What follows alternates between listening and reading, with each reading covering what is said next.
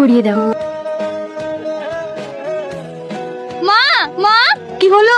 আমার হাতে ভীষণ ব্যথা করছে, আমি হাত চাট করতে পারছি না। তাহলে মনে হয় তোমার শোয়ায় কোনো সমস্যা হয়েছে। ঠিক আছে বৌমা, তুমি আরাম করো, আমি কাজগুলো সেরে ফেলি। বৌমা, বৌমা, হ্যাঁ, তুমি কোন ভোরে উঠেছো? কেন? উঠান ঝাড় দিয়ে থালা বাসন ধুয়ে রান্না সেরে ফেলেছো? কি? আমি আবার কখন উঠলাম? সাত হাতের যন্ত্রণাতে ঘুমাতে পর্যন্ত পারিনি। কি, তুমি রান্না করোনি? তাহলে রান্না কে করলো? এই দেখো, তোমার বৌদি কেমন শিক্ষা দিয়েছি? ও আর ওই হাত দিয়ে কোনোদিন কাউকে মারতে পারবে না। তার মানে বৌদির হাত? হ্যাঁ, ও আমার স্বামীর গায়ে হাত দেয়। এটা তুমি ঠিক করোনি।